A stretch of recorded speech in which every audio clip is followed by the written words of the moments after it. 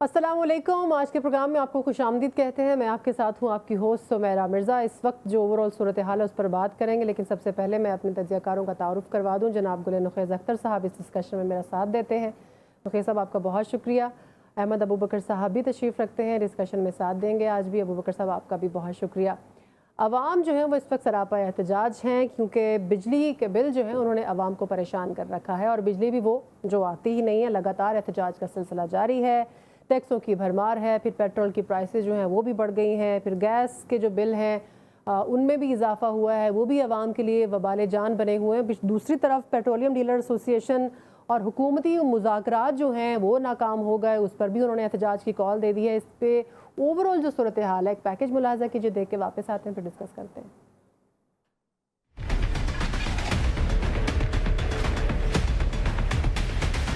नए बजट में टैक्सेस की भरमार ने शहर इक़्तिदार के बासियों को भी नढाल कर दिया। इशाए ज़रूरिया के दाम बेलगाम, सस्ते बाजार भी रिलीफ देने में नाकाम हो गए। रिलीफ के मुंतज़िर लोगों की मायूसी बढ़ गई। हुकूमत की नाअहली पर तनकीद करने वाले लोग अब बद्दुआएं देने लगे हैं। इतना बुरा हाल है कि इंसान आजकल के इस महंगाई के इस दौर में सब्ज़ी लेना, दाल लेना इंतहाई मुश्किल हो गया है। एक तो महंगाई बेकाबू थी, ऊपर से इन्होंने पेट्रोल जो है ना वो काफ़ी महंगा कर दिया है, जिससे अब मज़ीद महंगाई जो है ना वो होगी। बजट में जमा तफरीक की इस गेम ने कारोबारी अफराद पर भी बिजली गिरा दी है। वो अखराजात में इजाफे और कारोबार ठप होने के शिकवे कर रहे हैं। रात को बंदा सोता है ना, अगर उसने एक चीज़ एक कीमत पे लिए, सुबह उठते वही चीज़ वो डबल हो जाती है। एक तो महंगाई, ऊपर से माफिया की मनमानी ने आम शहरी का जीना अजीरन कर दिया है। ये बेबस लोग जाएं तो जाएं कहाँ।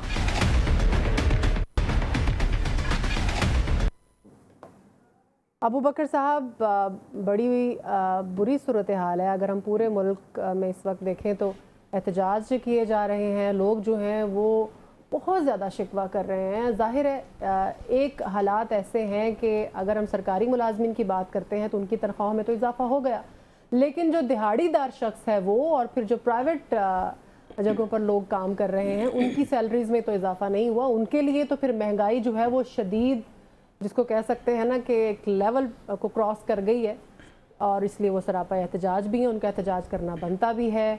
और इसी तरह से जैसे मैंने पेट्रोलियम डीलर एसोसिएशन की बात की, उन्होंने भी हुकूमत के साथ मुज़ाकरात करने की कोशिश की, वो मुज़ाकरात भी नाकाम हो गए, वो भी सरापा एहतजाज है, उन्होंने भी हड़ताल की कॉल दे दी है। इसी तरह फिर जो सियासी जमातें हैं अपोजिशन में, उन्होंने भी हड़ताल की कॉल दे दी है। आपको लगता है कि आवाम का ये प्रेशर और फिर सियासी जमातों का ये प्रेशर हुकूमत के ऊपर असरअंदाज होगा? किसी भी तरह से कोई हिकमत अमली बनाएंगे वो? देखें, बहुत अफसोसनाक सूरत हाल है। जो बजट के बाद हम एक्सपेक्ट कर रहे थे ऑलमोस्ट वही हुआ है। तो ये जो सख्त तरीन मेयर्स लिए गए हैं, ये जो 3500 अरब रुपए के जो टैक्स हैं जो इजाफी तौर पर लगाने पड़े हैं IMF के कहने के ऊपर, तो अब तो कोई ऐसा शोबा रह नहीं गया, ना तनख्वाह याफ्ता, ना कोई बेरोजगार, ना कोई बिजनेस वाला। अब पेट्रोलियम एसोसिएशन वाले भी कह रहे हैं, फ्लोर मिलों वाले भी कह रहे हैं। हम सोच रहे थे कि शायद गंदम की कीमत कम हुई है तो अब आटा भी सस्ता रहेगा, वो भी आगे बढ़ रहा है। दूध की कीमतें भी बढ़ गई हैं। इवन आम जो खुले में दूध मिलता है आपको आम गवालों से, उसका भी रेट बढ़ चुका है। गवर्नेंस नाम की तो कोई चीज़ नहीं है, चूंकि आपका जो डिस्ट्रिक्ट मैनेजमेंट है वो तो मेरा ख्याल है अपना बुनियादी काम ये जो गवर्नेंस का है, ये जो मार्केट को कंट्रोल में रखना है और जो कीमतों का जो एक जो नाजायज़ जो है बढ़ा लेते हैं, नर्क बढ़ा लेते हैं, ज़ख़ीरा अंदोज़ी है, ये बुनियादी काम था इनका। मेरा ख्याल है ये तो इसको भूल के किसी और काम में लगे हुए हैं। मैं प्रोग्राम के शुरू में नहीं कहता, चूँकि गैर सियासी सी बात है ये, लेकिन दुख और अफसोस होता है। मैं आज 3-4 लोगों से मिला हूँ, मेरे सामने इस वक्त 3-4 क्लासें हैं। एक तो वो है जो पढ़े लिखे हैं, अब वो किसी कीमत पे पाकिस्तान में नहीं रहना चाहते। वो कहते हैं कोई तरीका बता दें किस तरह से बाहर जा सकते हैं, इमिग्रेशन कैसे ले सकते हैं।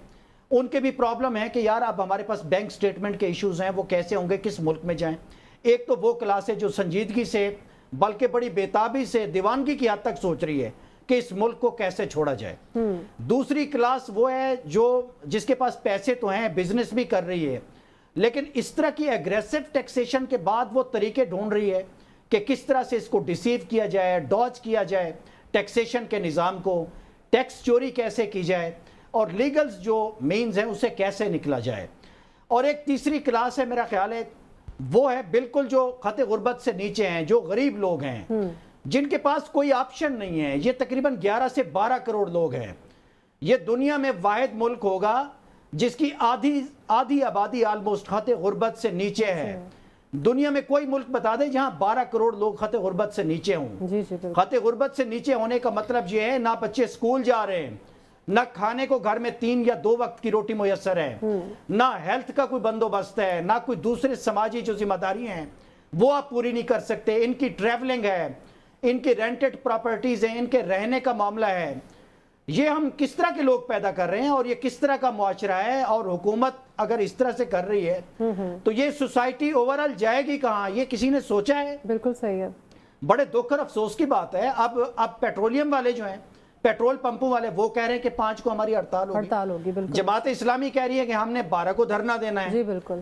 اب جو ہے وہ جو فلور ملوں والے ہیں وہ کہہ رہے ہیں ود ہولڈنگ ٹیکس لگ گیا ہمارے اوپر نان فائلر کا, تو ہم تو یہ نیچے شفٹ کر دیں گے. جی جی. اب میں حکومت کی ریٹ کو تو تب مانوں, رول آف لا کو تب مانوں, یا اس ریاست کو آگے جاتا ہوا تب دیکھوں جب کوئی ٹیکس لگائے, کسی پر لگائے تو وہ اپنے اوپر رکھے نا. یہ تو اینڈ یوزر کے اوپر شفٹ کر رہے ہیں, اور حکومت اور اس کی ڈسٹرکٹ مینجمنٹ چاروں صوبوں میں وہ ہاتھ پہ ہاتھ دھرے بیٹھی ہوئی ہے, اس کو کوئی پرواہ ہی نہیں ہے. بالکل صحیح ہے. تو یہ بڑے دکھ اور افسوس کی بات ہے. عوام کہاں جائیں؟ نقیب صاحب, بجٹ کے بعد یقینی طور پر اس طرح کی صورتحال ہمیں دیکھنے میں نظر آتی ہے. پرائسز بڑھ جاتی ہیں, لوگ جو ہیں وہ احتجاج کرتے ہیں. اوورال ہم دیکھتے ہیں میڈیسن ہو, اشیاء خورونوش ہو, اور بجلی کے نرخ ہوں وہ بھی بڑھا دیے جاتے ہیں, گیس کے بلوں میں بھی اضافہ ہو جاتا ہے. تو لیکن یہاں پر ایشو یہ ہے کہ یہاں پر آلریڈی بڑی مہنگائی تھی. عوام جو ہے وہ پہلے ہی مہنگائی سے بہت زیادہ متاثر تھے, اور اب ان کے اوپر ایک اور کہتے ہیں نا کہ ایک بام گرا دیا گیا ہے. ہر چیز مہنگی ہو گئی ہے, ہر چیز مہنگی ہو گئی ہے, اور آمدنی جو ہے وہ اتنی ہی ہے. تو اس کو کس طرح سے, آپ کو نہیں لگتا کہ حکومت کو اپنی گورننس کا کوئی مظاہرہ کرنا چاہیے, کوئی طریقہ کار بنانا چاہیے جس سے کم عوام کو کوئی ریلیف تو مل سکے؟ شکریہ سمیرا. میں نے تو کوئی ایسا اپنی زندگی میں دور نہیں دیکھا جب کوئی ہڑتال نہ ہوئی ہو, جب یہ رولا نہ پڑا ہو کہ مہنگائی ہو گئی ہے, جب یہ چیخیں نہ نکلی ہوں. ہر حکومت کے دور میں آپ کو کبھی پیٹرولیم ڈیلرز, کبھی ڈاکٹرز, کبھی استاد, کبھی مزدور, ہڑتالیں یہ چلتی رہتی ہیں. بالکل صحیح. کسان بھی. پوری دنیا میں مہنگائی ہے, یہ ذہن میں رکھیے گا, اور یہ نقطہ ہے, ذرا اس کو سمجھ لیجئے پھر آگے بات کرتے ہیں. پوری دنیا میں مہنگائی ہے. آپ جو احباب یورپ میں رہتے ہیں یا وہاں جا چکے ہیں, جو بھی 18 سال کا بچہ وہاں ہوتا ہے اس نے کام کرنا ہوتا ہے. صحیح. لہٰذا گھر میں اگر 6 افراد ہیں تو 6 کے 6 کام کر رہے ہیں. یہاں پر بھی یہی صورتحال نہیں, یہاں نہیں نا, یہاں یہ صورتحال نہیں نا. یہاں کمانے والا ایک ہے, کھانے والے 6 ہیں. اور ایسی صورتحال میں آپ کو لگنا ہے, آپ موازنہ کر لیں, جو برگر آپ کو یہاں پہ مل رہا ہے 80 روپے میں, جو لگ بھگ میں اندازاً بتا رہا ہوں, انڈا شامی برگر جو آپ کو 80-90 روپے میں ملتا ہے, وہ باہر تو اسی طرح کا برگر لے کے دیکھیں وہ $2-2.5 سے کم نہیں ہے. صحیح. تو کتنے ریٹ کا کتنا فرق ہوا, مہنگائی ہوئی نا. اور یہ جو ابو بکر صاحب نے کہا جی کہ دنیا کو کون سا ملک ہے اور جہاں جو خط غربت سے نیچے 12 کروڑ سے نیچے ہوں, یہ آپ کا ہمسایہ ہے, وہ اس سے بھی زیادہ خط غربت سے نیچے ہے. اور بھی ملک ہیں, میں تو آپ کو اس لیے مثال دے رہا ہوں کہ آپ کے ہمسائے میں. پھر وہاں آبادی کا سائز زیادہ ہے سر. چلیں اس آبادی اگر آپ پرسنٹیج نکالیں, وہاں 45% لوگ ہندوستان میں جو ہے وہ خط غربت سے نیچے نہیں ہیں. یہ تو آپ کہہ رہے ہیں. ڈیٹا نکلوا لیں. پھر وہ میں ڈیٹا بھی میں نے نکلوانا ہے. نہیں, میں کہہ رہا ہوں, میں ذمہ داری سے کہہ رہا ہوں کہ انڈیا میں آدھی آبادی غربت سے شکار دیکھیں تو صحیح نا. آپ انڈیا سے مراد دہلی اور آبادی کا سیمپل بامبے لیتے ہیں. آپ 24 کروڑ 26 کروڑ آبادی کا سیمپل ہے. سنیں نا, اس لیے میں بتا رہا ہوں کہ جہاں سمیرا اس مسئلے کا سب سے بڑا اس کی ریزن جو ہے وہ آبادی کا پھیلاؤ ہے. ہاں جی. آبادی جتنی بڑھ چکی ہے, آپ کہہ رہے ہیں جی ہمیں سہولیات اتنی ساری ملتی رہے. آبادی ایک گھر میں کوئی ایک بندہ رہتا تھا تو اب وہاں 8 ہو گئے ہوئے ہیں لوگ. ہر سال آبادی میں اضافہ ہوتا جا رہا ہے, اور جتنی تیزی سے آبادی بڑھ رہی ہے مجھے لگتا ہے 8-10 سال میں اس سے بھی ڈبل ہو جانی ہے, ہم 50 کروڑ پہ پہنچے ہوئے ہوں گے. اس کے بارے میں بھی حکمت عملی گورنمنٹ کو ہی طے کرنا چاہیے. نہیں, گورنمنٹ کو نہیں, ہمیں عقل کرنی چاہیے. جو عوام ہے, اچھا نہیں, عوام کے سر پہ تو جب تک ڈنڈا نہیں ہوگا, میرا سر اس معاملے میں ڈنڈا کیسے چلایا جائے کہ آبادی کم کریں. نہیں سر, چائنا کی گورنمنٹ اور چیز ہے, چائنا اور چیز ہے. چائنا کی مثال نہ یہاں پہ دیں, وہاں کچھ اور نظام ہے. میں یہ کہہ رہا ہوں کہ اگر مہنگائی, میں مانتا ہوں بالکل ٹھیک ہے مہنگائی ہوئی ہے, لیکن اس مہنگائی میں کچھ ہمیں بھی خیال کرنا چاہیے. جو ایک ایسا طبقہ, جو انہوں نے 3 کلاسز گنوائی ہیں, اس میں سمیرا ایک کلاس ایسی ہے جو سب سے زیادہ رگڑی جا رہی ہے. اس کلاس کا انہوں نے ذکر نہیں کیا, اس کا نام ہے مڈل کلاس. جی جی بالکل. وہ تو رہی جو سنیں نہیں ہے نا, جو مڈل کلاس بیچاری ہے وہ نہ ادھر کی رہی نہ ادھر کی رہی. ایک انسان بہت غریب ہے, وہ سڑک پہ بھی سو جائے گا, وہ اپنی ریڑھی پہ بھی سو جائے گا, وہ کسی پارک میں بھی سو جائے گا, کوئی مسئلہ نہیں ہے. وہ جو مڈل کلاس ہے جس کا ہم کبھی تذکرہ ہی نہیں کرتے, جس کے لیے کوئی ریلیف ہی نہیں دیتے, جس کے گھر میں ایک چھوٹی سی گاڑی ہے, ایک موٹر سائیکل ہے, اور وہ کہیں کچھ چھوٹے سے گھر میں رہ رہا ہے یا کرائے کا کوئی مناسب سا گھر لیا ہوا ہے, وہ کہاں سے خرچے پورے کریں؟ وہ کسی کو بتا بھی نہیں سکتا, کسی سے پیسے مانگ بھی نہیں سکتا. مڈل کلاس جو ہے وہ سب سے زیادہ بدترین اس ملک میں ظلم کا شکار ہو رہی ہے. صاحب ڈاکٹر سلمان شاہ صاحب ہمارے ساتھ موجود ہیں, سابق وزیر خزانہ بھی ہیں. سر آپ کے وقت کا بہت شکریہ. سر اس وقت ہم یہ ڈسکس کر رہے ہیں کہ عوام جو ہیں وہ سراپا احتجاج ہیں, سڑکوں پر نکل رہے ہیں. ڈیلر ایسوسیشنز جو ہیں پیٹرولیم کی, وہ بھی, ان کے بھی مذاکرات ناکام ہو گئے ہیں. حکومت کی گورننس جو ہے وہ سر ہمیں کہیں نظر نہیں آ رہی ہے. ٹھیک ہے, آئی ایم ایف کی ایک تلوار ہے ہمارے سر پہ, ہم نے اس کو ماننا ہے, اس کے اکارڈنگ چلنا ہے, لیکن ساتھ پیرلل کوئی ریلیف بھی تو ہونا چاہیے نا عوام کے لیے. سر کیا کہنا چاہیں گے؟ دیکھیں, یہ اس دفعہ کا بجٹ جو آیا ہے یہ بالکل نامناسب ہے پاکستان کے حالات کے مطابق. تقریباً 28,000 ارب روپیہ حکومت خرچ کرے گی, فیڈرل گورنمنٹ اور پروونشل گورنمنٹ مل کے اگلے سال. اب آپ مجھے بتائیں 28,000 روپیہ اگر وہ خرچ کریں گی تو ظاہر ہے کہ ہر ایک کے اوپر ٹیکس بھی لگے گا, اور ہر طرف سے وہ ریونیو کرنے کی کوشش کریں گے, کیونکہ آئی ایم ایف کا جو ایک شرط ہے کہ اگر آپ نے خرچہ کرنا ہے, اگر بہت شوق ہے خرچہ کرنے کا, تو پھر ٹیکس لگائیں اور اس سے خرچہ پورا کریں. تو حکومت کے سامنے چوائس تھی, وہ اپنا خرچہ کم کر سکتے تھے اور ٹیکسز کو نہ بڑھاتے, اکانومی کو گروتھ کی طرف لے کے جاتے, انسینٹیوائز کرتے. تو یہ 1-2 سال مشکل کے ہمارے اچھے گزر جاتے, لیکن کیونکہ بیوروکریسی کی تنخواہیں نہیں ہیں, بیوروکریٹس کی ایک امپائر بنی ہوئی ہے. پاکستان اب بیوروکریسی کے لیے چلتا ہے, بیوروکریسی کے لیے آپ ٹیکس کلیکٹ کرتے ہیں, اور ڈیولپمنٹ بھی بیوروکریسی کے تھرو کرتے ہیں, اور جتنی وہ خرچہ کرتے ہیں اس کا کوئی نتیجہ نکلتا نہیں. تو پاکستان کے حالات اب اس وقت یہ ہیں کہ آپ کو اپنے حکومت کو چھوٹا کرنا پڑے گا, اخراجات کو کم کرنا پڑے گا, ٹیکسز کو کم کرنا پڑے گا. اور دیکھیے سر, آئی ایم ایف کی ڈیمانڈ ہے, آئی ایم ایف کی ڈیمانڈ ہے, پھر ٹیکسز کو کس طرح سے کم کیا جائے, یا پھر یہ کیا حکمت عملی اپنانی چاہیے؟ روپیہ خرچ کریں, آپ 25,000 کر لیتے تو وجہ سے 3,000 ارب چھوٹ دے سکتے تھے. پوائنٹ یہ ہے کہ اگر آپ اخراجات سے کمی کرنے کو تیار ہی نہیں ہے اور قرضوں کے اوپر بھی آپ چلانا ہے, تو وہ میں اس کو آبجیکٹ کرتی ہے. نہ آپ نے کوئی بجٹ میں کوئی ایسی تجویز دی ہے جس کی وجہ سے ایکسپورٹ بڑھ سکے, بلکہ ایکسپورٹرز پہ بھی آپ نے پوری طریقے سے ٹیکسز لگا دیے ہیں تاکہ وہ تھوڑے بہت جو ایکسپورٹ کرتے تھے وہ بھی بند ہو جائے. ریئل اسٹیٹ تھوڑی بہت چل رہی تھی وہ بھی بند ہو جائے گی. مطلب اکانومی کو تو آپ بالکل بند کرنا چاہتے ہیں, اور پیسہ اکٹھا کر کے وہ بیوروکریٹس کو پال رہے ہیں. مجھے تو اس ماڈل کی سمجھ نہیں اب. ٹھیک ہے.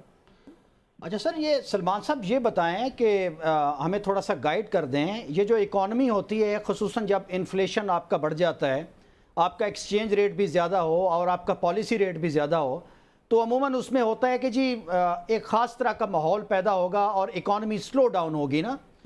تو لیکن یہ خاص وقت کے لیے تو یہ میئرز لیے جا سکتے ہیں, لیکن یہ کوئی پرماننٹ اسٹیٹ آف افیئر تو نہیں ہو سکتی کہ آپ کب تک انڈسٹری کو اس طرح سے روکے رکھیں گے.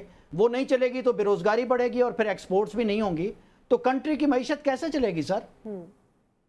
یہی ہمارا مسئلہ ہے نا کہ اکانومی ایسی اکانومی بن چکی ہے جو ایکسپورٹ کرنے کے قابل نہیں ہے, لیکن امپورٹس کے بغیر وہ زندہ نہیں رہ سکتی. امپورٹ آپ کو بجلی تک تو آپ کی امپورٹڈ ہے.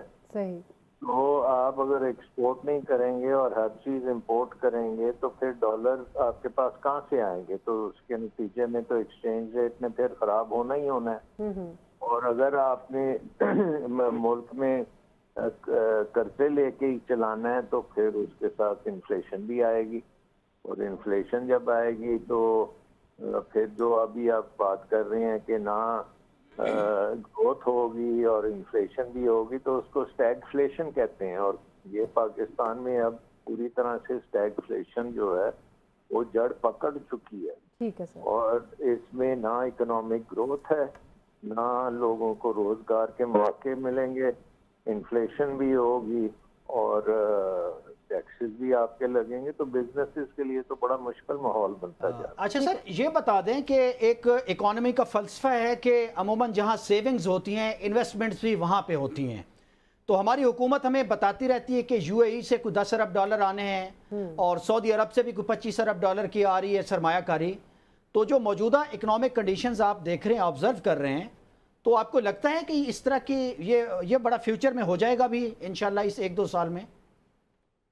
دیکھیں یہ تو جب ہوگا تو پھر پتہ لگے گا، لیکن جو بھی انڈیکیشنز آ رہی ہیں ڈفرینٹ ممالک سے، جو ہمارے دوست ممالک جن کو ہم کہتے ہیں، جی جی، جس میں سعودی عربیہ بھی ہے، یو اے ای بھی ہے، چین بھی ہے، تو یہ سارے تو یہ کہہ رہے ہیں کہ اپنے پالیٹکس کو ذرا ٹھنڈا کریں، مت اتنی دور جائیں کہ اکنامک میلٹ ڈاؤن ہو جائے، صحیح. گورننس ختم ہو جائے، لوگ جو ہیں وہ سڑکوں پہ نکل آئیں. تو یہ چیزوں کو اوائڈ کرنا چاہیے. لیکن ہم نے ہر طریقے سے اس بجٹ میں تو ٹیکس بھی لگا رہے ہیں، بجلی کی قیمتیں بھی اوپر جا رہی ہیں، مہنگائی بھی اوپر ہے. پھر اس کے بعد آپ جو مڈل کلاس کے سیلری لوگ ہیں، پروفیشنل لوگ ہیں، ان کے اوپر بے پناہ ٹیکسز آپ لگا رہے ہیں. بالکل صحیح. تو وہ بالکل سوچے سمجھے بغیر کام ہو رہا ہے نا، تو اس کا نتیجہ اچھا نہیں نکلتا. اس کا نتیجہ بالکل اچھا نہیں، اور وہ ہمیں نظر بھی آ رہا ہے. ڈاکٹر صاحب آپ کے وقت کا بہت شکریہ. ابو بکر صاحب، شہباز شریف صاحب کی حکومت جب آئی تو انہوں نے انڈیکیٹ کیا تھا کہ اگلا 1-1.5 سال یا 2 سال جو ہیں وہ مشکل ہوں گے. اب ان مشکلات کا ہمیں سامنا کرنا بھی پڑ رہا ہے.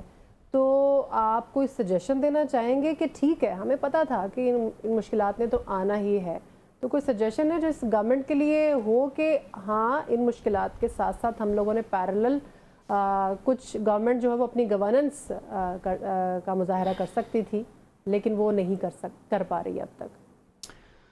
دیکھیں، حکومت کوئی بھی ہو، جو موجودہ معیشت کی صورتحال ہے یا آنے والی بھی اگر کوئی حکومت ہوگی تو کم و بیش ایسی رہے گی، اور اس کو بڑی ایک سخت اس کے اوپر چلنا ہے راستے پہ.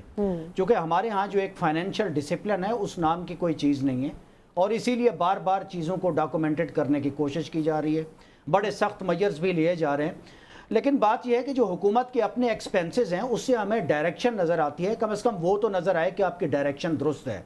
آپ عوام کے اوپر تو پابندیوں کا، ٹیکس کا، آپ جو ہے نا ان کی تنخواہوں کے اوپر ایڈ سورس کاٹ رہے ہیں، آپ چیزوں کی قیمتیں بھی بے تحاشا بڑھ رہی ہیں. یہ تو کوڑا آپ عوام پہ برسا رہے ہیں، عوام بے بس بھی ہیں. لیکن بات یہ ہے کہ آپ کے اپنے جو ایکسپینسز ہیں کیا آپ اسے کم کر رہے ہیں؟ یہ ایک پرابلم ہے پاکستان میں. اب ایوان صدر کا خرچ بھی بڑھ گیا ہے، وزیر اعظم ہاؤس کا خرچ بھی بڑھ گیا ہے، آپ ایم این ایز کو بھی اربوں روپے دے رہے ہیں، اور وہ جو آگے جا کر ترقیاتی فنڈز ہوتے ہیں اور آدھے سے زائد میرا خیال ہے 50% پاکستان میں کرپشن کے نظر ہو جاتے ہیں، مور اور لیس. لیکن اس طرح کے حالات میں جو پبلک انٹرپرائزز ہیں آپ کی، وہ آپ کی اربوں روپے آپ کی فائنینشیل بلیڈنگ ہو رہی ہے. آپ پی آئی اے کو دیکھ لیں، آپ جو ہے نا آپ سٹیل مل کو دیکھ لیں. اس طرح کے جو بڑے ادارے ہیں ان میں بڑا پرابلم ہو رہا ہے، پاکستان کے بڑے پیسے لگ رہے ہیں اس میں. تو یہ صورتحال ٹھیک کیسے ہوگی؟ اب جو اراکین اسمبلی ہیں اب ان کے 20-20 25-25 جو ہے وہ ایئر ٹکٹس ہوتے تھے وہ 30-35 ہو گئے، وہ بڑھا دیے گئے. کہیں ہمیں لگ نہیں رہا کہ آپ چیزوں کو اب دیکھیں. جو صوبائی محتسب ہے ایک اس کی خبر ہے کہ ان کو تقریباً سیمسنگ کے اور آئی فون انہوں نے لیے ہیں اپنے 12 کنسلٹنٹس کے لیے. چیف سیکرٹری صاحب، ریٹائرڈ چیف سیکرٹری جو ہیں اعظم سلیمان صاحب، وہاں اس کو ہیڈ کرتے ہیں. 22 گریڈ کے وہ ریٹائرڈ ہیں. 80 لاکھ روپے ٹیکسز لگ کے ان کے فونز آئے ہیں. اب جو لاہور کے کمشنر ہیں جیو آر میں، ان کی جو عمارت ہے اس پر آج کی خبر ہے کہ تقریباً 40 کروڑ روپے کے تزئین و آرائش کے اخراجات ہیں. جی جی، اس کی ڈیٹیل اب ایک طرف اس طرح کے شاہانہ اخراجات ہیں، ٹھیک ہے ادارے چلنے ہیں، آپ کو دفاتر چلانے ہیں، آپ کو بیوروکریسی کو بھی آپ کو ٹھیک رکھنا ہے، چونکہ اس نے ملک کا نظام مینٹین کرنا ہے. میں پبلک کے اس طرح کے الزامات پہ نہیں جاتا کہ حکمرانوں کے شاہی اللہ تللے ہیں, لیکن آپ کو کہیں تھوڑا بہت نظر تو آنا چاہیے. عوام کے کچھ فضائی سفر کم ہونے چاہیے, کچھ فضائی ٹکٹس کم ہونے چاہیے.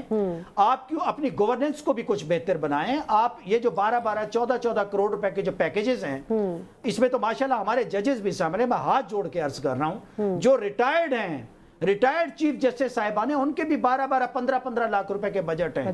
2 ہزار ان کو جو ہے وہ بجلی کے یونٹ فری مل رہے ہیں, 4 ہزار ان کے پیٹرول فری ہیں. تو خدا کا واسطہ اس ملک کو چلنے دینا ہے تو اشرافیہ اپنی ڈائریکشن ایک قدم میں درست سمت میں رکھے تو عوام شاید اس طرف دوڑ پڑے گی. اس طرح کے کچھ میئرز جو کچھ تو میئرز لیں. میں ایک بات کروں گا, ابو بکر صاحب کہتے ہوتے ہیں جس کی جو انٹائٹلمنٹ ہے اس کو ملنی چاہیے. ضرور ملنی چاہیے, تو وہ مل رہی ہے, لیکن کم از کم وہ کوئی لاجیکل تو ہو, ان حالات کے ساتھ تو سنکرونائز ہو.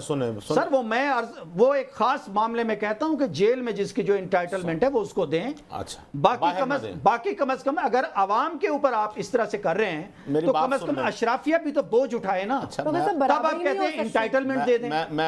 انٹائٹلمنٹ کا لفظ اس جملے کے لیے میں نہیں کبھی, اگر آپ اب بھی نہ چپ کیے ابو بکر صاحب, نہیں یہ چپ کرنے کا معاملہ نہیں ہے. نہیں دیکھیں آپ نے دو سچویشن رکھی اور اس پہ میرا جملہ لگا دیا, میں اس حق میں نہیں. اچھا سنیں نا, میں نے لگا دیا تو بھائی مجھے بول لینے دینا. اب میں جیسے ہی جملہ لگاؤں تو آپ آدھا گھنٹہ پھر اس پہ بولیں تو یہ بات آدھے گھنٹے کی بات نہیں ہے نا سر. اب آپ اپنی بات کریں, لیکن میں یہ نہیں کہتا آپ پھر آپ میرے بولنے کے بعد آپ چپ کریں گے تو میں بات کروں گا. میں اکثر یہ آپ نے بھی دیکھا ہوگا, بازاروں میں آپ جائیں نا, یہ جو چھوٹے چھوٹے گروسری سٹورز ہیں جو ساری رات کھلے رہتے ہیں, آپ یقین کریں میں خود دیکھا ہے, آپ بھی دیکھ لیجئے گا, ہمارے بھی ادھر قریبی ہیں وہ بھی آپ دیکھ لیجئے گا, وہاں ہر دفعہ مجھے بورڈ لگا ہوا نظر آتا ہے, کاغذ پہ لکھا ہوا سیلز مین درکار ہیں. ٹھیک ہے, لڑکے لڑکیاں درکار ہیں, وہ آ جائیں, کسی فیکٹری کا اشتہار ہے. کیوں نہیں مل رہے انہیں, کیوں نہیں مل رہے لڑکے لڑکیاں؟ اور دوسری طرف ہم کہتے ہیں کہ جی جابز نہیں ہیں. ہمارے جو معیارات ہیں نا, جو سٹیکس ہیں ہمارے بڑے ہائی ہو گئے ہوئے ہیں کہ ہم نے جاب کرنی ہے, کرسی میز والی جاب ہو, اس میں اے سی لگا ہوا ہو اور ہائی سیلری اس میں مل رہی ہو, 4 ڈیجٹ میں سیلری ہو, 5 میں بلکہ, اور بہترین ہمیں کوئی ساتھ سواری بھی ملی ہوئی ہو.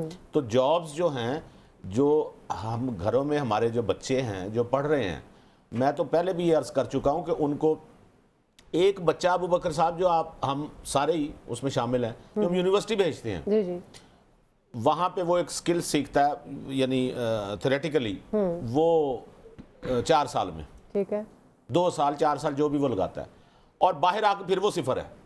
پھر اسے ایک جگہ جاب کرنی پڑے گی, اور جہاں پہ وہ سیکھے گا کہ عملی کام کیسے ہوتا ہے. تو لہٰذا بچوں کو, میں تو کہتا ہوں کہ بچوں کو تعلیم کے ساتھ, یا مجھے تو اس تعلیم کی سمجھ نہیں آتی, مناسب سی تعلیم دلوائیں اور ان کو ہنر سکھائیں تاکہ وہ کسی قابل ہو سکیں, اور گھر کے اخراجات میں بچے بچیوں کو شامل کریں. ان کو اب تو آن لائن کا دور ہے, آن لائن کمائیں یا کسی طرف ہی جا رہے ہیں. آپ کو ایک بات بتاتا ہوں, نہیں حکومت نے, دیکھیں نا, یہ تو ان کی مجبوری ہے جو یہ کر رہے ہیں. حکومت نے, میری بات سنیں, جیسے ہی آپ کی پرچیزنگ پاور بہتر ہوگی نا, آپ کو مہنگائی لگنا بند ہو جاتی ہے. پرچیزنگ پاور کا مسئلہ آ رہا ہے نا کہ صارف کی پرچیزنگ پاور نہیں ہے. میں آپ کو بڑی چھوٹی سی مثال دیتا ہوں. وہ ایک اس پہ ہیں سوشل میڈیا پہ, ہمارے ساتھ ایک خاتون ایڈ ہیں, بڑا اچھا لکھتی ہیں. انہوں نے پچھلے دنوں بتایا, پہلے انہوں نے ذکر کیا, انہوں نے کہا میری ایک ماسی ہے, بڑی پرانی, میرے پاس کام کرتی ہے, تو وہ یہ کہہ رہی تھی کہ وہ مسالہ بڑا اچھا پیستی ہے. تو وہ گھر میں آ کے نا, جب وہ مسالے پیس کے بناتی ہے, کھانا بڑا اچھا بناتی ہے, تو بیچاری غریب ہے, تو کیا میں اس کو یہ کہوں کہ وہ مسالے پیسے, تو آپ لوگ اگر اسے لینا چاہیں تو خرید لیجئے گا. تو سب نے کہا یس یس یس. اس کے بعد اس نے, ان کی جو ماسی ہے, اس نے مسالے پیسنا شروع کیے چھوٹے سے, اس میں شاپنگ وہ جو کیا پلاسٹک کا تھیلی سی ہوتی ہے, اس میں پیک کر کے انہوں نے ایک ساتھ ایڈریس دے دیا, بھئی یہ ایڈریس ہے, یہ اس کا نمبر ہے, آپ نے منگوانے. اور اتنا اچھا اس کا کام چل پڑا. بہت اچھی بات. لہٰذا گھر میں بیٹھ کے آپ بہت سارے کام کر سکتے ہیں, بہت سارے کام. عوام آ رہے ہیں, آنا چاہیے. اب یہ ہو گئی عوام کی بات. اور دوسری اب آتے ہیں گورنمنٹ کو. میں یہ سمجھتا ہوں کہ گورنمنٹ بے شک یہ ٹکٹس دینا اور یہ ان چیزوں سے جو ملکی معیشت کو کوئی اتنا خاص فرق نہیں پڑتا, لیکن آپٹکس اہمیت رکھتے ہیں. آپ کو چاہیے کہ یہ کام نہ کریں. ایک تو جو سارے آپ کے ایم این ایز آئے ہیں, ان کو بھی چاہیے کہ یہ کہیں کہ ہم تنخواہیں نہیں لیں گے. کچھ نے کہا بھی ہوا ہے, ان کی یہ ماشاءاللہ کھاتے پیتے سارے اکثریت جو ہے وہ تو کھاتے پیتے لوگوں کی ہے، ان کو ان تنخواہوں سے کیا غرض، لیکن کتنا اچھا جیسچر جاتا ہے کہ ہم تنخواہیں نہیں لیں گے۔ جی جی دوسری بات یہ کہ یہ جو کہہ رہے ہیں نا ترقیاتی بجٹ میں ہیر پھیر ہوتا ہے، تو سنی سنائی باتیں ہیں نا، میں تو کسی پہ نہیں الزام لگاؤں گا، لیکن اس ترقیاتی بجٹ کو کیسے مینج کیا جائے گا، کیسے وہ یوز ہوگا، اس کا کوئی ایک میکنزم ہونا چاہیے جس سے پتہ چل سکے کہ بہت سے اداروں میں مس مینجمنٹ بھی تو ہے صاحب، اس مینجمنٹ کو کنٹرول کرنا بھی تو میری بات حکومت کے سنیں، ہاتھ ہم میں ہے۔ کسی جیسے آئیڈیل ماحول میں نہیں رہ رہے، اور نہ چند دنوں میں کی طرف قدم تو بڑھائیں، اور دنیا کا کوئی معاشرہ آئیڈیل نہیں ہے، نقیہ صاحب یہ بھی میں آپ کو ہم کی طرف چل سکتے ہیں یا نہیں چل سکتے، کوئی تو سٹیپس لیے جائیں تاکہ یہ لوگ الرٹ ہو جائیں، کچھ تو بہتری الرٹ ہونے کے لیے ہم ایسا نہیں ہو سکتا کہ عوام سوئی رہے اور حکومت سب کو الرٹ کرتی رہے۔ یہ جو جھٹکے لگ رہے ہیں مہنگائی کے، خود بھی سوچنا ہوگا۔ میں آپ کو بتاؤں یہ جو موسم چل رہا ہے آج کا، اب تو خیر اور اچھا موسم ہو گیا، سو میرا کیوں نہیں ہم نے کیوں سونا چھوڑ دیا چھتوں پہ، ہم نے چھتوں پہ کیوں سونا چھوڑ دیا؟ رات کے وقت آپ کو کمبل لینا پڑ جاتا ہے، اتنا اچھا موسم ہوتا ہے۔ بہت سارے لوگ ہیں جو ابھی بھی چھتوں پہ سوتے ہیں، اچھی بات ہے، جو لوگ چھتوں پہ سوتے ہیں پھر ان کے بجلی کے بل نہیں آتے، ہم نے سونا بھی نیچے ہے، اور اس میں ظاہری بات ہے حفظ کا موسم۔ لائف سٹائل کو اپ نہ کریں، ہم لائف سٹائل سے ہی مسائل پیدا ہوتے ہیں۔ نہیں یہ بات غلط ہے کہ ہم اپنا لائف سٹائل جو ہے اس کو ڈاؤن کر لیں اور حکومت کچھ بھی نہ کرے۔ حکومت تو میں تو حکومت کو کہہ رہا ہوں کہ وہ عقل کے ناخن لے، کم سے کم اپنے اداروں کی مس مینجمنٹ کو کنٹرول کر لیں، اس میں جو کرپشن ہو رہی ہے اس کو تو کنٹرول کر لینا۔ اس سے یہ مسائل حل نہیں ہوں گے، نقص سب ہوں گے، آپ نہیں، پر پرائس آپ کم ہوں گے، پرائس کنٹرول کمیٹیز کو اگر کنٹرول کرتے ہیں یہ لوگ، تو آپ کو نہیں لگتا کہ مجھے پتا ہے، بہت زیادہ ہائی ہوئی ہے؟ چلیں بریک کے لیے کہا جا رہا ہے، مجھے پتا ہے میرے علاقے میں جو بندہ قیمت زیادہ لگا رہا ہے اور کم لگا رہا ہے تو میں تو کم والے کے پاس جاؤں گا۔ ٹھیک ہو گیا سر، مجھے ایک بریک لینی ہے، بریک کے بعد واپس آئیں گے تو کنٹینیو کریں گے، ساتھ رہیے گا۔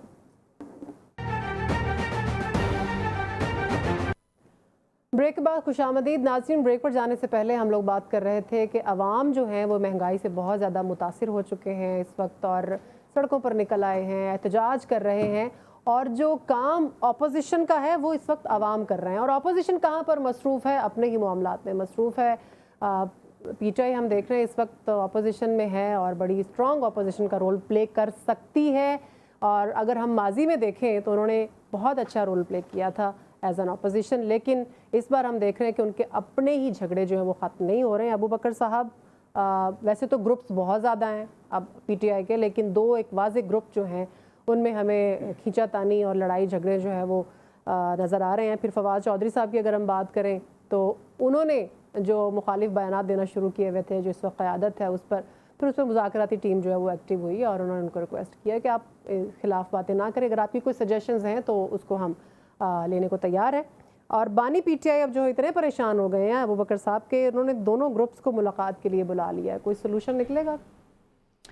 دیکھیں، جو بجٹ کی آپ نے بات کی ہے، اپوزیشن سے جو توقع تھی وہ بھی اس میں ناکام رہی ہے، چونکہ حکومت کے مخالف جو ہے پیرالل جو ہے، جب آپ بجٹ کا سیزن ہوتا ہے تو اپوزیشن کے بھی اپنے رابطے ہوتے ہیں، وہ بھی ایک اپنی شیڈو پریس کانفرنس کرتی ہے، بالکل، یا ایک اپنا اکانومی کا کوئی پلان رکھتے ہیں جس میں وہ یکسر طور پر ناکام دکھائی دی ہے۔ چونکہ چین آف کمانڈ کا بڑا مسئلہ ہے اس وقت تحریک انصاف میں، دو پیرالل گروپس جو ہیں وہ کام کر رہے ہیں۔ ایک وہی ہے جو کہتا ہے کہ جو موجودہ چیزیں چل رہی ہیں، جس طرح سے مقدمات چل رہے ہیں اور جیسے ہم پارلیمنٹ میں بیٹھے ہیں، یہ سٹیٹس کو اسی طرح سے ذرا چلنے دیں اور اس کے آگے جا کے کوئی نتائج نکل آئیں گے۔ یا ان کو لگتا ہے کہ شاید اس طرح کے مشکل حالات میں یہ حکومت ٹیک آف نہیں کرے گی تو پھر آپشن ہم ہی ہوں گے، تو پھر حالات شاید درست ہو جائیں گے۔ یہ جو بیرسٹر گوہر صاحب اور اس طرح کے جو سارے لیڈرز ہیں، مجھے لگتا ہے ان کی یہ اپروچ ہے۔ پھر کچھ لوگ وہ ہیں جو جیتے ہوئے بھی ہیں اور پی ٹی آئی کے اس طرح سے نوجوان مائنڈ بھی ہیں۔ متحمل تو نہیں ہو سکتا نا ابو بکر صاحب اس سچویشن کا جس چیز کی وہ امید لگا کر؟ نہیں، آپ کی بات تو ٹھیک ہے، لیکن بات یہ ہے کہ حکومت کا تو زیادہ سٹیک ہوتا ہے نا۔ حکومت کے پاس چونکہ چارج ہوتا ہے افیئرز کا، اس نے ہی فیصلے کرنے ہوتے ہیں، انہی فیصلوں کے نتیجے میں حالات آگے بڑھتے ہیں، درست یا غلط ہوتے ہیں یا غلط سمت میں جاتے ہیں۔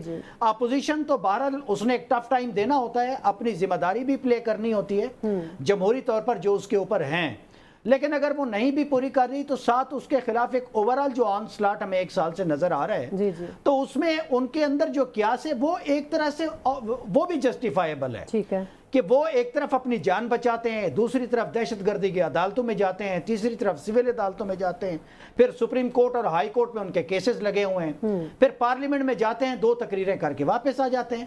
اور ویسے تاریخی طور پر ہماری ساری اپوزیشنز ماشاءاللہ یہی کام کرتی ہیں, اس سے زیادہ کا کنٹریبیوشن دیتی ہی نہیں ہے نظام کو چلانے کے لیے, جو کہ بڑی افسوسناک بات ہے.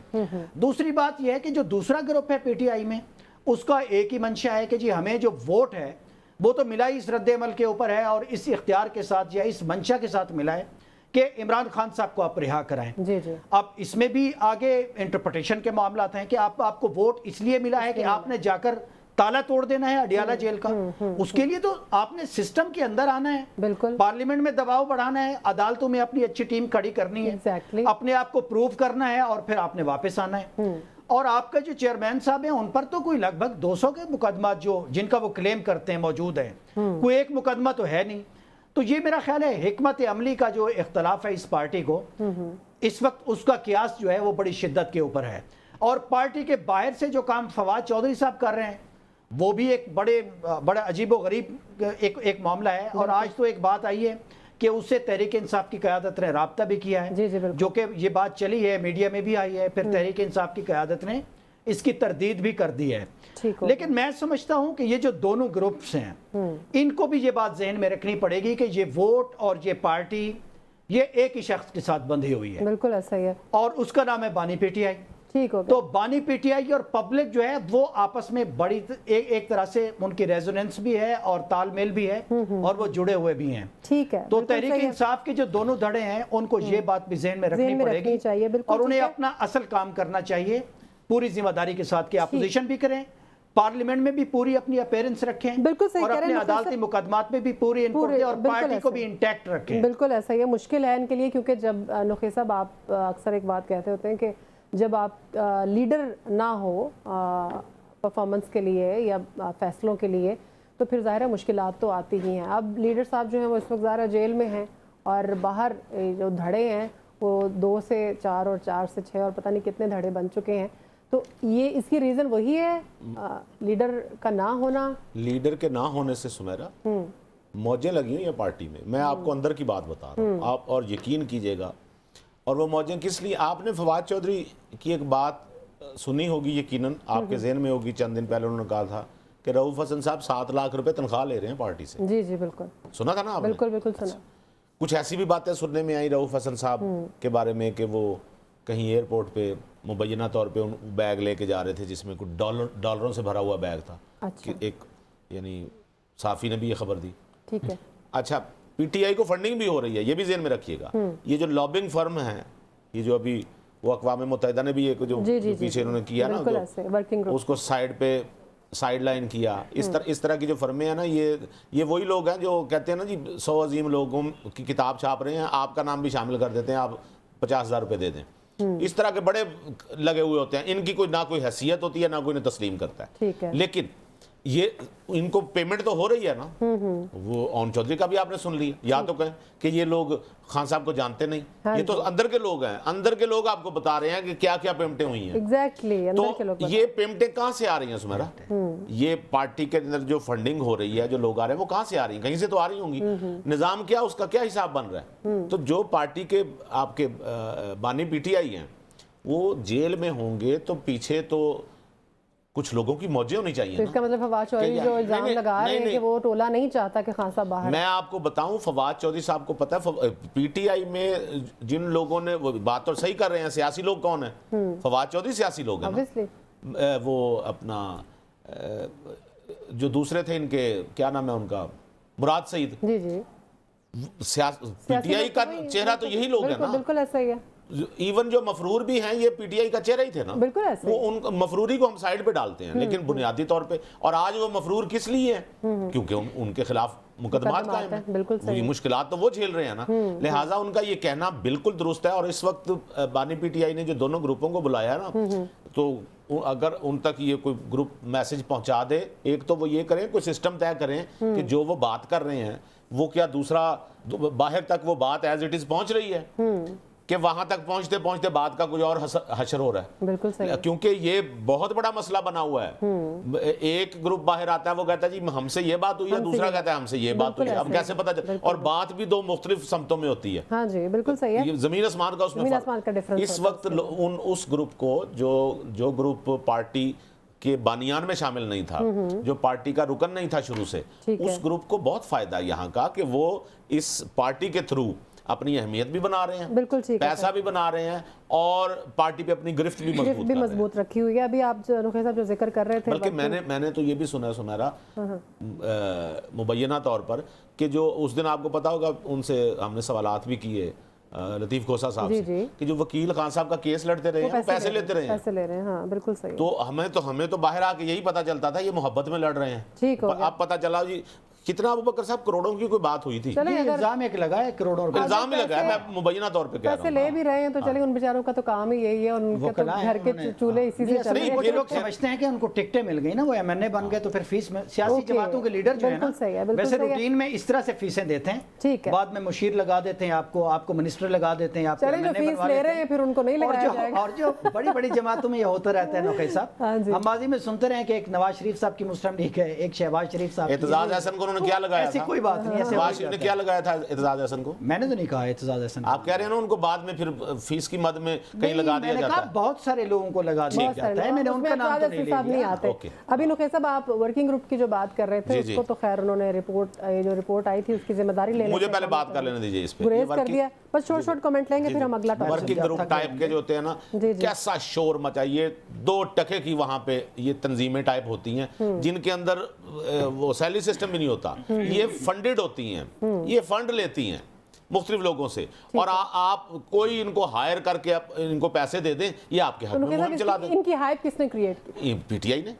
پی ٹی آئی نے کریٹ کی نا، پی ٹی آئی نے بتایا کہ جی انہوں نے یہ کہا. اچھا سنیں نا، اور دنیا ان کو ککھ نہیں سمجھتی، نہ ان کے پاس کوئی فیکٹس اینڈ فگرز. ہمارے ملک میں بھی تو کوئی وجہ بنی ہوگی نا سر. سنیں ہمارے ملک میں تو پی ٹی آئی نے بنائی نا، ایسے ہی رونا یہ ہائپ کریٹ کی نا انہوں نے. میں تو یہ کہہ رہا ہوں کہ یہ تنظیمیں ٹکے کی نہیں شمار ہوتی. آپ نے سن لیا اقوام متحدہ کا جواب سن لیا. اچھا نے یہی بات کی ہے نا کہ وہ یہی چاہتے ہیں کہ پاکستان کی سیاست میں اور بانی پیٹے کے بھائی یہ وہ چاہتے مثبت چینج آئے. نہیں میری بات سنیں، میری بات. انہوں نے کیا کہا یہ ہمارا موضوع نہیں ہے. ہم تو یہ کہہ رہے ہیں جو کہہ رہا ہے وہ کون ہے، اس کی اہمیت کیا ہے. اب اسی کے ساتھ جڑی ہوئی بات یہ ہے جو امریکہ میں جو قرارداد منظور ہوئی، کانگریس کے بھی ہمیں حیثیت بتا دیں. کانگریس کی حیثیت ہے، کانگریس کی کسی ہمارے ملک کے خلاف قرارداد کی ٹکے کی حیثیت نہیں. پھر سن لیں، واہ واہ کیا آپ سمجھتے ہیں پر پابندیاں لگائی، آپ سمجھتے ہیں آپ ابو بکر صاحب نہیں، ہمیں کیا کہنا چاہیے اس موقع پہ؟ نہیں کہنا چاہیے یہ نہ کہیں کہ 2 ٹکے کی تنظیم ہے، ہمیں 2 ٹکے کی ہے. سنیں کیا ہمیں یہ نہیں کہنا، میرا جملہ سنیں، ہمیں یہ نہیں کہنا چاہیے کہ ہم غلام ہیں. سر میں کہتا ہوں 2 ٹکے کے ہوں گے دنیا بھر کے لوگ. یورپی یونین کو بھی آپ کے الیکشن پہ اعتراض ہے، یورپی یونین کو آپ کے ہر الیکشن پہ اعتراض جو ہے اس کی ہیئرنگ بھی ہو چکی ہے. نے 2018 میں آپ کا الیکشن تسلیم کیا تھا، تو آپ اپنے الیکشن ٹریبیونل ایکٹیو کر دیں، فیصلے کریں. یورپی یونین آپ کو اب نظر آئی ہے، میں یہی تو نہیں نظر آنے کی کیا بات ہے. یورپی یونین نے 18 کا الیکشن تسلیم کیا. آپ اپنے گھر میں خرابی کو سمیٹیں، اس کو ٹھیک کریں. یہ نہیں، یہ موضوع دوسرا ہے. جو ہمارے آئینی انسٹیٹیوشنز ہیں وہ اپنا کام کریں، اس کو ختم کریں تماشے کو. گھر میں آپ کو بتاتا ہوں جو لوگ یہاں آواز اٹھاتے ہیں انہیں آپ اٹھا کے جیل میں ڈال دیتے ہیں. جب آپ کے الیکشن ہوتے ہیں تو آپ کہتے ہیں وہ جینوئن ہوئے، جو لوگ اور اس میں جو بات کریں تو تب آپ کہتے ہیں کہ یہ کیا بات ہے سر. نہیں ابو بکر صاحب متنازع قرار دیے انہوں نے. اب کے جو الیکشن ہے وہ بھی اس پہ بھی انہوں نے سوالات اٹھائے ہیں، تو ان کے حوالے سے تو سب برابر ہے. مطلب کیا پہلے 2018 کا فیصلہ کریں گے، آپ 24 کا کر رہے ہیں؟ بات کر رہے ہیں کہ بات انہوں نے تب بھی کی تھی اور بات وہ اب بھی کر رہے ہیں. میرا ایک اور سوال ہے، ہر الیکشن میں ہم نے اسی راستے پہ چلنا ہے. 2018 کے الیکشن میں ابو بکر صاحب نے تو اس کو ختم کریں. 2018 کے الیکشن جو آئینی فورم فیصلے کریں. ابھی تک اگلا ٹاپک 6 مہینے ہو گئے، ٹریبیونل نے ابھی تک ایک فیصلہ بھی نہیں کیا. میں نے آپ کو کہا بلکہ ابھی تک ٹریبیونلز کی تشکیل ہی مکمل نہیں ہو سکی. بڑا اچھا طریقہ ہے کہ جواب نہ 2 ہو ٹکے تو کی آگے سے تنظیمیں ہیں، بھلے ہوں گی 2 ٹکے کی، بلکہ میں لعنت بھیجتا ہوں ان پہ جو 2 ٹکے کی تنظیمیں ہیں. اچھا سنیں تو آپ بھی تو کچھ ٹھیک کر لیں. سنیں تو صحیح. جی جی بول لوں ابو بکر صاحب، یہ ایسی بات خوفزدہ ہو گیا آپ کے غصے سے. سن لیں، ہمارے گھر میں کچھ ہو نہیں رہا سر. سن لیں یار، اتنے آپ، میں بھی محب وطن ہوں، مجھے لگ رہا ہے صرف آپ ہی ہیں. بات سن لیں، 2018 کے الیکشن میں جو یورپی یونین نے جو موقف اپنایا تھا، آپ اس موقع پہ کیا بولے تھے؟ देखें उसकी भी तहकीकात होनी चाहिए। आप जो बिल्कुल बोले होनी थे चाहिए। उसकी आप कर तहकीकात लें, होनी एक चाहिए। कमीशन आप भी करें, यही उस वक्त भी हुकूमत करें। बना ले, चलें, ठीक है। उसकी भी कर ले और इसकी भी कर ले। ठीक हो गया, मैं बिल्कुल कह रहा हूं सही है। तब मेरा कहना मैटर नहीं करता सर। अच्छा, आपका अब कहना मैटर मैं तो करता है। बतौर सफाई हर जगह, बतौर साफी हर जगह हम कहते हैं कि ठीक है, आइन ठीक के है। मुताबिक नहीं, होना अबू बकर चाहिए। साहब का कहना उस वक्त भी बोले कमाल थे। करते हैं सर आप। उस वक्त भी बोले थे। अच्छा, प्राइवेटाइजेशन की तरफ आ जाते हैं कि जी जो वफाकी वजीर हैं निजकारी के, उन्होंने ये कहा है कि इदारों की निजकारी ना करने से, स्पेशली जो PIA और स्टील मिल्स है, इसकी निजकारी को रोक कर कौमी ख़जाने को 850 अरब का जो है वो लॉस हुआ है। और अब्दुल अलीम खान साहब ने ये बात की है कि औने पौने नहीं बेचेंगे, थोड़ा अच्छे तरीके से उसको सोच समझ कर ज़्यादा से ज़्यादा फंड्स। अबू बकर साहब, प्राइवेटाइजेशन बड़े बड़े इदारों की ओर इज़ार है वो लॉस में जा रहे हैं, तो प्राइवेटाइजेशन होनी चाहिए, जल्दी होनी चाहिए, या इसका कुछ इंतज़ार करना चाहिए, या इसमें बेहतरी आ सकती है? देखिए जो निजकारी वाला मामला है, ये जो पब्लिक इंटरप्राइजेज हैं जिनमें फाइनेंशियल ब्लीडिंग हो रही है और कई 100 अरब रुपए हमें सालाना बजट देना पड़ रहा है, इसको रोकना बहुत ज़रूरी है। ये एक तरफ तो हमारी गवर्नेंस की नाकामी है, पुअर गवर्नेंस है, और हमारी जो ब्यूरोक्रेसी है ये उसकी नाकामी है, स्ट्रेट वे मैं ये कहूँगा। लेकिन हम कब तक यही कहेंगे कि इनको हम दुरुस्त कर लें, मोर एंड मोर इनके ऊपर पैसे डालते रहें और ज़ाया करते रहें, जो कि ज़ाया होते रहें। लेकिन अफसोस की बात यह है कि अलीम खान साहब ने जो बात की है, इस मुल्क में जो भी अपोजिशन होती है वो PIA की निजकारी के खिलाफ कौमी असम्बली में मैदान लगा देती है। जी बिल्कुल। चाहे वो पीपल्स पार्टी हो माजरत के साथ, चाहे PMLN हो, चाहे तहरीक इंसाफ हो। यही मामला स्टील मिल का था। स्टील मिल की जब निजकारी का मामला था तो PMLN का भी प्रॉब्लम था उस वक्त।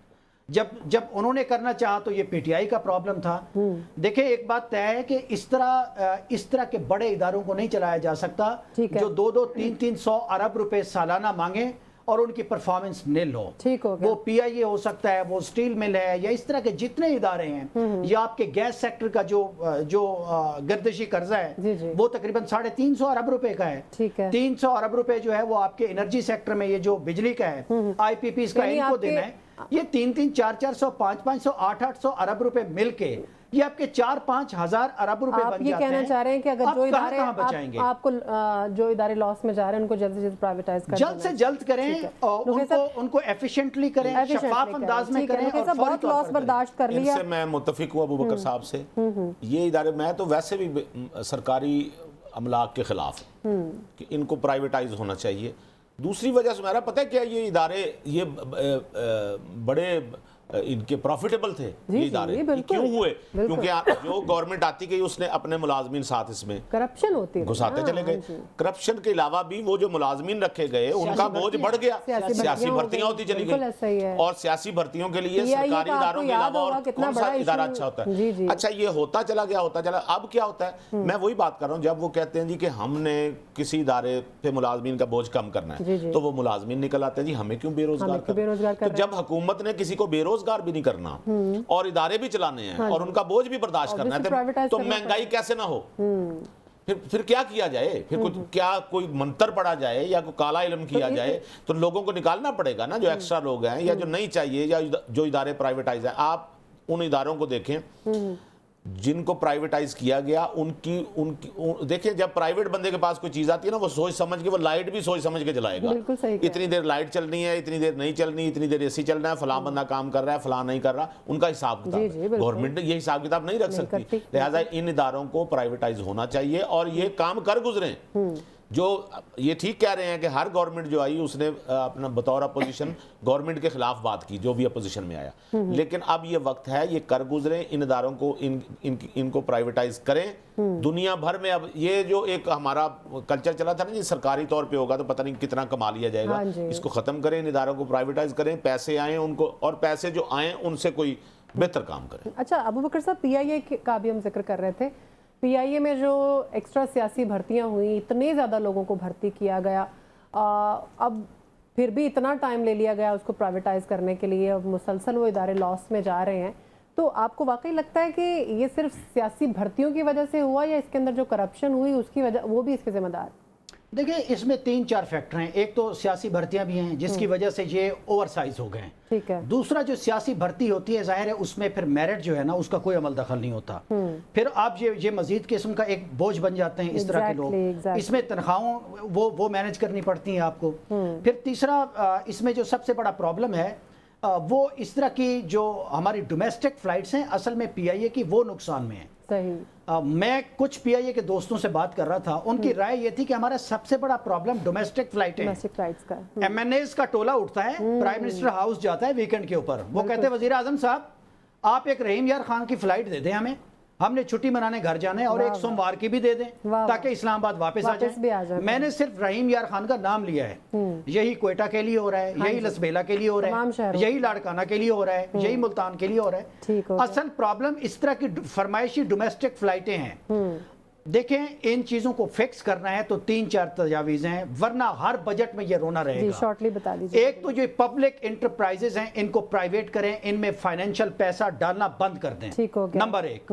नंबर 2, जो हमारी पेंशन का मामला है सिविलियंस का और जो रिटायर्ड आर्म फोर्सेस के लोग हैं, ठीक है, इसको हमेशा के लिए सेटल करें, खत्म करें या इस्लाहात लाएं। अबू बकर साहब, और एक एनर्जी का गर्दिशी कर्जा और एक गैस का, इसको खत्म करें किसी तरह से। ठीक है, बहुत शुक्रिया अबू बकर साहब आपका भी, नुखै साहब आपका भी बहुत शुक्रिया। आज के प्रोग्राम से इतना ही, ख्याल रखिएगा, इजाजत दीजिए, अल्लाह हाफिज।